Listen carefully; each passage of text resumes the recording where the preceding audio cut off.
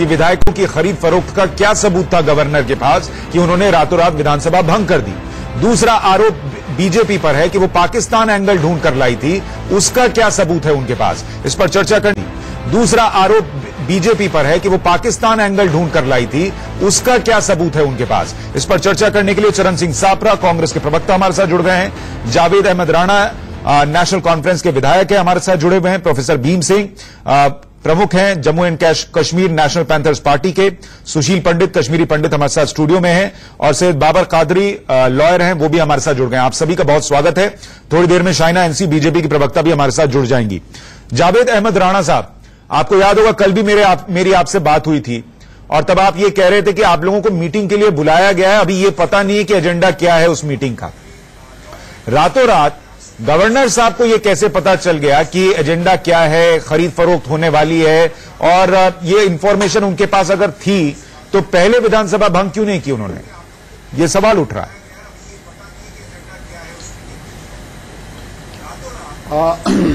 यही अचंभा है पूरे, मैं कहूंगा पूरी स्टेट के लोग ये जानना चाहते हैं और देश के सामने ये सवाल उठा है कि जब कांग्रेस और पीडीपी की सरकार जो है वो गिर गई और हमने उसी वक्त उमर अब्दुल्ला साहब ने ये मांग की थी कोर ग्रुप की मीटिंग के बाद कि स्टेट असेंबली को डिसॉल्व करके असरनो यहां इलेक्शन करवाया जाए।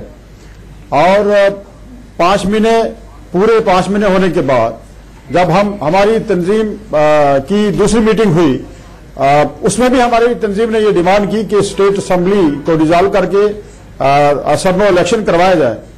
कल जो अचानक पीडीपी की तरफ से एक रिक्वेस्ट पार्टी हाईकमांड को हमें भी मिली, जिसके लिए आज कोर ग्रुप की मीटिंग होनी थी, और पीडीपी के प्रधान ने ये लिखा गवर्नर साहब को कि मुझे मेरे फिगर्स मेरे पास है और मैं यहाँ हुकूमत बनानी चाहती है पीडीपी, और अचानक गवर्नर साहब ने असेंबली को डिसॉल्व कर दिया। ये बड़ी दुख की बात है और मुझे लगता है कि ये डेमोक्रेटिक सेटअप में और ये in the history of Jammu और कश्मीर ये पहली बार ऐसा हुआ है। जावेद राणा जी, जो गवर्नर हैं सत्यपाल मलिक, वो ये कह रहे हैं कि 15 दिन से उनको शिकायतें मिल रही थी और वो शिकायत पीडीपी की तरफ से भी आई थी कि विधायकों को खरीदने की कोशिश हो रही है। तो ऐसे में क्या आपके पास भी पिछले कुछ दिनों में किसी ने खरीदने की कोशिश की या आपकी पार्टी के विधायकों को खरीदने की कोशिश की थी क्या? देखिए हमारी पार्टी को खरीदने की किसी ने कोशिश नहीं की। जहां तक खरीदो फरोख्त की ताल्लुक है, हमने अप्रीहेंशन जाहिर किया हमारी लीडरशिप ने कि यहां पीडीपी को ब्रेक किया जा रहा है और सजाद गनी लोन और जो पीडीपी के कुछ लोग ओपनली और सजाद गनी लोन की सपोर्ट में थे, और जिसमें हाउस ट्रेडिंग की भी बात भी गवर्नर साहब ने की है। और ये सब मिला के जो थ्रेटनिंग की गवर्नर साहब बात कर रहे हैं, 2 दिन पहले गवर्नर साहब ने ये कहा कि जब ये डिसोल्यूशन ऑफ असेंबली की बात आई तो गवर्नर साहब ने ये कहा कि असेंबली जो है ये सस्पेंडेड एनिमेशन में रहेगी till the time is over. और मुझे लगता नहीं कि 2 दिन में कौन सी इतनी जबरदस्त इंफॉर्मेशन इनके पास आ गई कि 2 दिन पहले इन्होंने कहा कि असेंबली को सस्पेंडेड एनिमेशन में रखा जाए। थोड़ा सा सर इस बात को अगर इस लिहाज से देखें, सर इस बात को अगर इस लिहाज से देखें, देखिए आप ये मान रहे हैं कि आपके पास नंबर था नेशनल कॉन्फ्रेंस, कांग्रेस और पीडीपी मिलकर। सज्जाद लोन कह रहे थे उनके पास नंबर है बीजेपी के साथ जाकर और पीडीपी के कुछ विधायकों के साथ जाकर। गवर्नर तो न्यूट्रल है सर, वो ये नहीं मान सकते कि आप ही सच बोल रहे हैं या वो सच बोल रहे हैं, और अगर दोनों में से कोई एक सच बोल रहा है तो इसका मतलब यह है कि विधायकों को तोड़ने की कोशिश की गई होगी। ऐसे में क्या उनका निर्णय सही नहीं था कि ये तोड़फोड़ हो, इससे अच्छा है विधानसभा भंग की जाए और चुनाव हो, क्योंकि यही मांग तो आप लोग भी कर रहे थे। इस पे गवर्नर साहब के कॉल फेल में थोड़ा तजाद दिखता है कि 2 दिन पहले गवर्नर साहब ने कहा कि हम इसको कंटिन्यू रखेंगे, और अगर कोई पॉलिटिकल पार्टी के क्लेम करती है कि हम सरकार बनाएंगे तो असेंबली को भंग नहीं करना चाहिए था, बल्कि उनको ये मौका देना चाहिए था on the floor of house. वो ये साबित कर पाते कि हमारे पास मेजॉरिटी है, हमारे पास फिगर्स पूरी है, उसके बाद गवर्नर साहब को कोई एक्शन ले लेना चाहिए। ठीक है, हमारे साथ चरण सिंह सापरा भी हैं। सापरा साहब, मुझे एक बात बताइए, कल हमने न्यूज में ये चलाया, गुलाम नबी आजाद ये कह रहे थे कि हमारी तो अभी पीडीपी को समर्थन देने की कोई बात ही नहीं हुई, अभी तो एक पेशकश आई थी, उस पर हम विचार करते, लेकिन उसके पहले ही महबूबा मुफ्ती एक चिट्ठी भेज रही थी गवर्नर साहब को, यह कहते हुए कि मेरे पास नेशनल कॉन्फ्रेंस और कांग्रेस का समर्थन है। ऐसे में क्या गवर्नर का फैसला उचित नहीं हो जाता? क्योंकि सज्जाद लोन अगर दावा कर रहे हैं उनके पास नंबर है, और अगर बिना तोड़फोड़ के वो नंबर है, ये संभव नहीं, और पीडीपी बिना कांग्रेस को कॉन्फिडेंस में लिए हुए नंबर का दावा कर रही है, इसका मतलब वो भी गड़बड़ है। तो इससे अच्छा विधानसभा भंग कर दो। देखिए, ऐसा है, गवर्नर साहब तो कहते हैं कि मेरे पास में कोई चिट्ठी आई नहीं है। ये मेरे एको आ रहा, जरा कोई एको ठीक कर देगा? करवाता हूं सर, तब तक आप बोलिए। देखिए, हाँ, गवर्नर साहब ने क्या कहा कि मुझे कोई चिट्ठी उपलब्ध नहीं हुई है। अब सवाल यह है कि जब चिट्ठी उपलब्ध नहीं हुई है तो गवर्नर साहब को शंका कहां से आई कि भाई यहां पर गड़बड़ होने वाली है? और फिर गवर्नर साहब ने अपनी कॉन्स्टिट्यूशनल राइट्स का इस्तेमाल करना चाहिए था।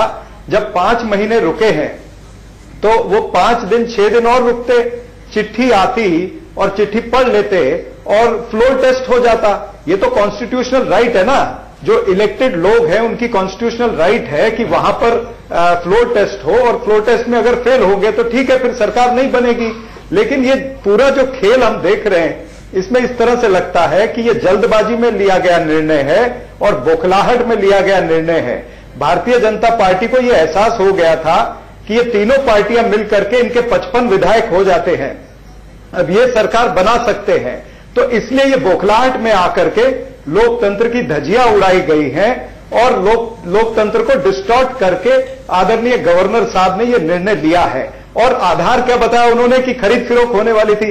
अगर खरीद फिरोख होने वाली है, अगर आपके पास में कोई रिपोर्ट है तो आप कार्रवाई करिए। आईबी आपकी है, रॉ आपकी है, तमाम सारी एजेंसियां आपकी है, तो आप लाइए पब्लिक। पर वो कह रहे हैं सर कि 15 दिन से पीडीपी हमसे कह रही थी कि विधायकों को तोड़ने की कोशिश हो रही है। 15 दिन से ये आरोप लग रहे थे। हाँ, तो अगर उनके पास में कोई इंफॉर्मेशन थी तो इंफॉर्मेशन गवर्नर साहब को पब्लिक डोमेन में लानी चाहिए। अब 24 घंटे हो गए हैं और पर्दाफाश करना चाहिए। फिर वो कहते हैं कि इनके विचार विपरीत थे। अगर विचार विपरीत इनके थे तो क्या पीडीपी और बीजेपी के विचार विपरीत नहीं थे? और तीसरा बहाना दिया कि हमारी फैक्ट्स नहीं चल रही थी। आप ये सोचिए कि जम्मू कश्मीर जैसे संवेदनशील राज्य के अंदर, जहां पर हमेशा वॉर लाइक सिचुएशन होती है, वहां पर हमारे संचार के तंत्र अगर बिगड़ जाए गवर्नर हाउस में, तो उस राज्य का क्या हुआ? और सर, जो नेशनल कॉन्फ्रेंस और पीडीपी एक दूसरे की शक्ल नहीं देखना पसंद करते, वो साथ आ रहे हैं। जो कांग्रेस कह रही है कि पीडीपी ने बीजेपी के साथ मिलकर जम्मू कश्मीर को तहस नहस कर दिया, वो समर्थन देने के लिए तैयार हो रही है। इसका मतलब कुछ तो पर्दे के पीछे डील हुई होगी ना सर? नहीं, डील की कोई बात नहीं है। मैं आपको क्या कह रहा हूं, सीधी कैलकुलेशन है कि 3 पार्टियां, इनके सभी एमएलए मिलाकर के 55 की संख्या बनती है। 87 में से 55 अगर एमएलए ये 3 पार्टियों के पास है तो खरीद फिरोख का सवाल ही नहीं आता है। खरीद फिरोख करेगी तो भारतीय जनता पार्टी करेगी, या सज्जाद लोन करेंगे, या भारतीय जनता पार्टी सज्जाद लोन के जरिए से कराएंगे।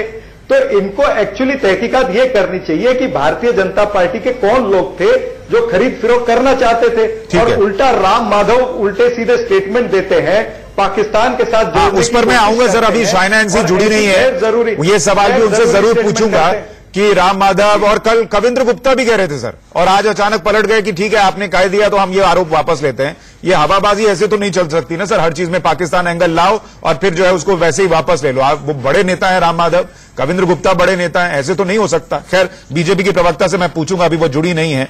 मुझे ये बताइए भीम सिंह जी कि अगर यही मांग पिछले 5 महीने से तमाम पार्टियां कर रही थी और यही गवर्नर ने कर भी दिया, विधानसभा भंग कर दी, तो क्या यह उचित था या फिर उन्हें मौका देना चाहिए था, फ्लोर पर यह निर्णय होना चाहिए था? ये पहला मौका नहीं है जम्मू कश्मीर में। जम्मू कश्मीर में 1953 में शेख अब्दुल्ला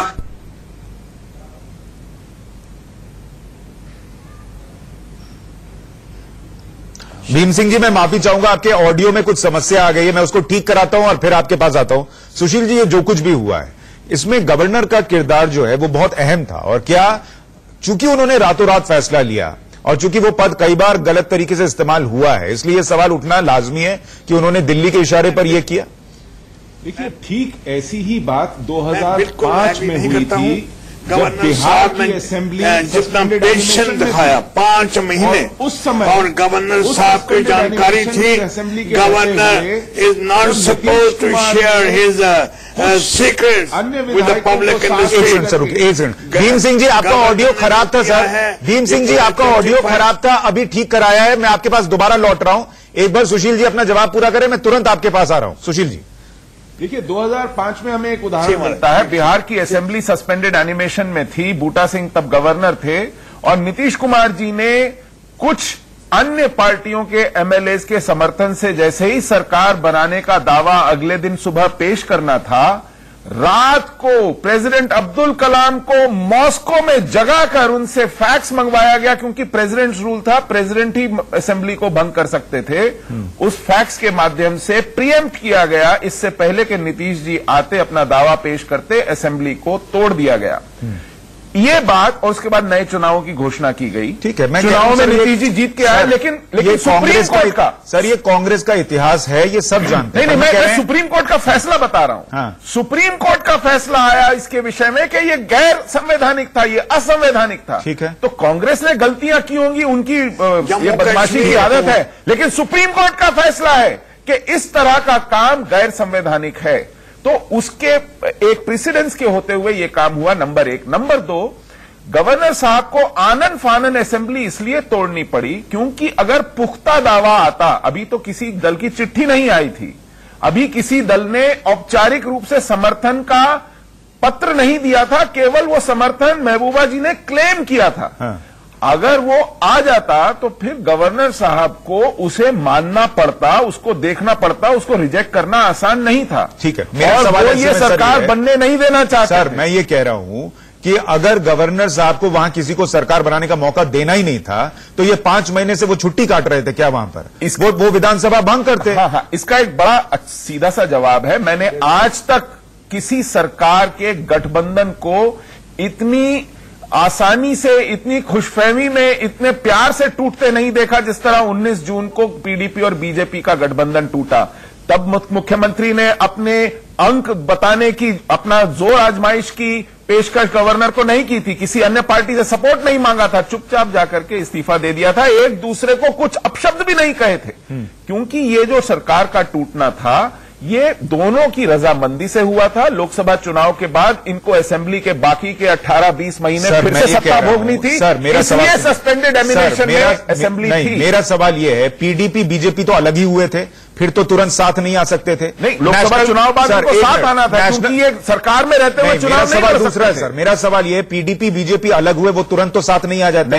नेशनल कॉन्फ्रेंस ने कहा हम ना पीडीपी के साथ जाएंगे ना बीजेपी के साथ जाएंगे। ऐसे में किसी के पास नंबर नहीं था कि वो सरकार बना सकते।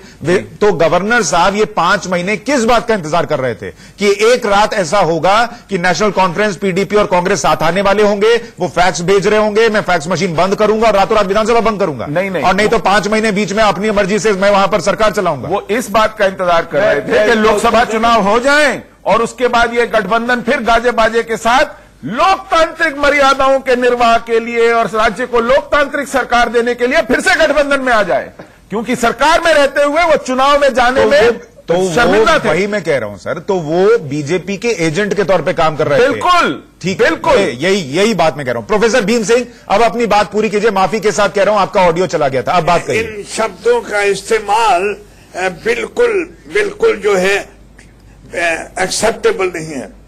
मैं कह सकता हूं कुछ अब? जी बोलिए सर। मैं कह सकता हूं? जी सर, आप बोलिए सर, आपको ही मौका दिया है। मैं ये कहना चाहता हूं, जो ये बहस है, जो इशू है, ये इशू पॉलिटिकल पार्टीज का नहीं है। गवर्नर साहब ने जो फैसला लिया है, आज जम्मू कश्मीर में रेफरेंडम करवा दीजिए, 95% लोग लद्दाख में, कश्मीर में और जम्मू में समर्थन करेंगे। गवर्नर साहब ने जितना बर्दाश्त किया इन पार्टीज को, मेरे ख्याल में कोई नहीं कर सकता। 2 दिन पहले कहा था कि मैं डिजॉल्व नहीं कर सकता हूं इतनी जल्दी, बिल्कुल ठीक है। लेकिन जो हो रहा था, ये शेख मोहम्मद अब्दुल्ला को जब निकाला ये हुआ, जब फारूक अब्दुल्ला को जीएम शाह ने निकाला तो ऐसे हुआ। मैं सारा विटनेस रहा हूं, आई विटनेस रहा हूं, और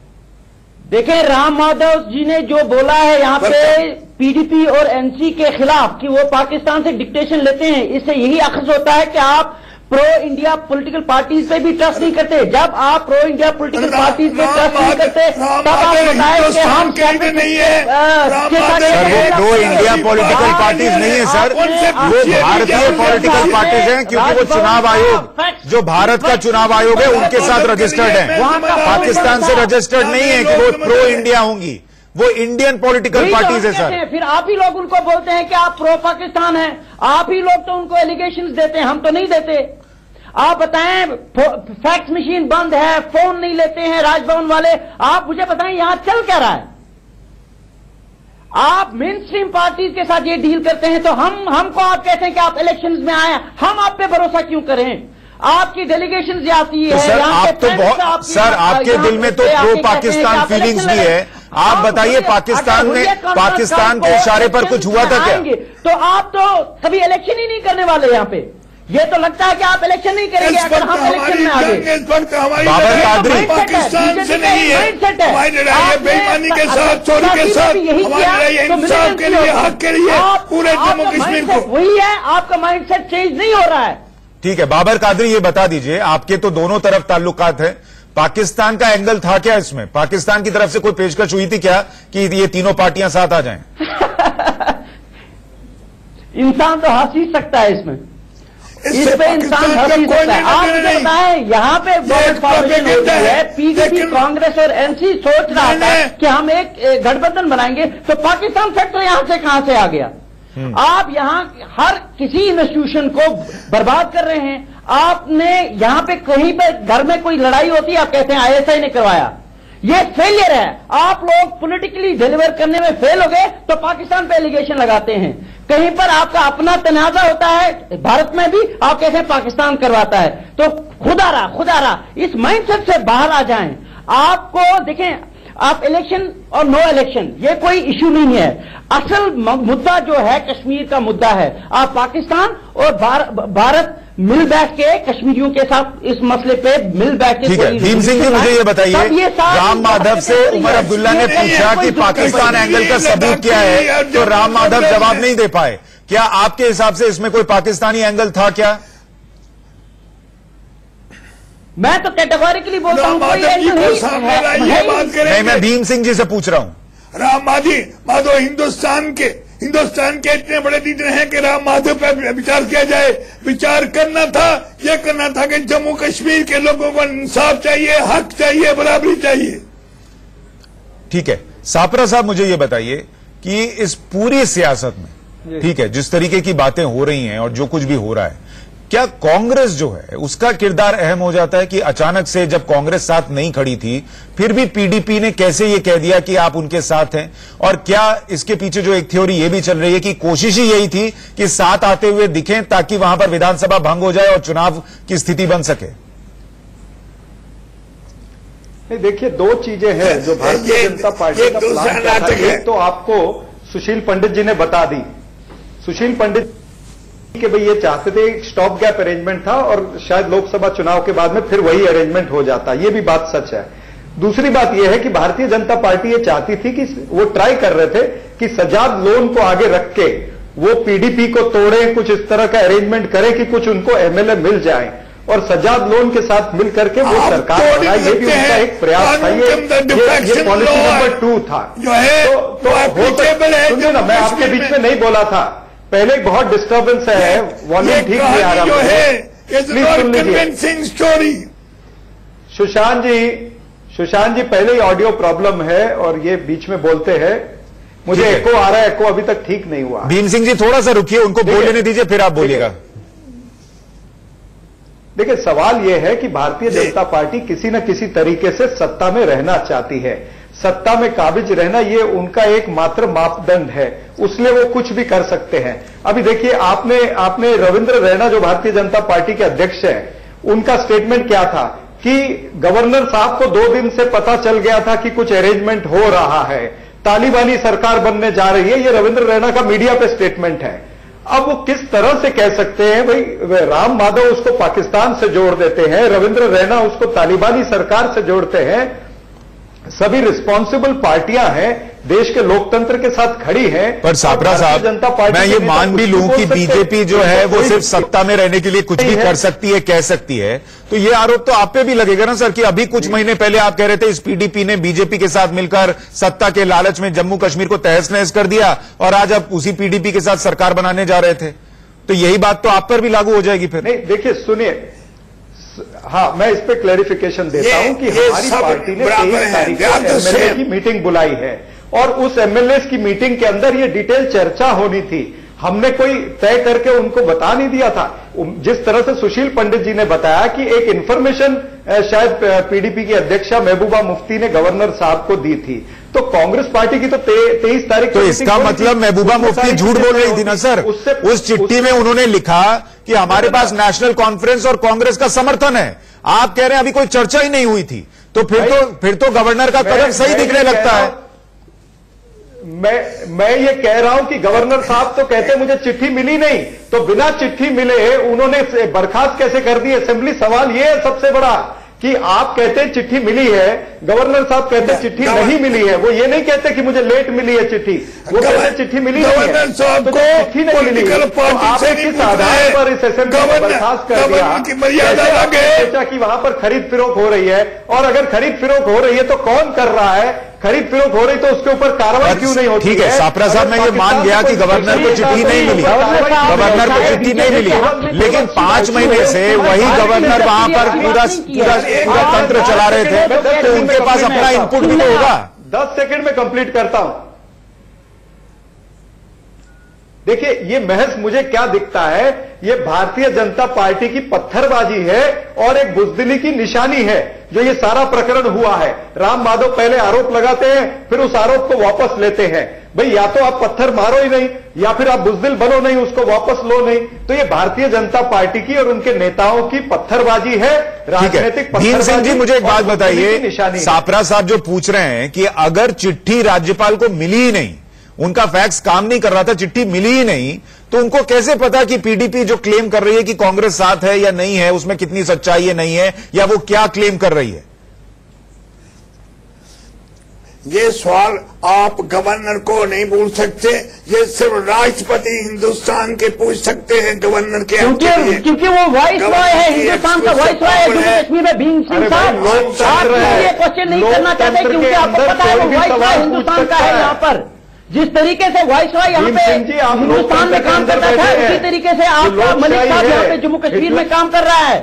मैं बैठा हूँ, इससे आपको कोई फायदा नहीं होने वाला। मैं कुछ और साल जेल में काटे हैं जम्मू कश्मीर के सरकार के, इसलिए कि मैं झंडा लेके असेंबली के अंदर जाता था।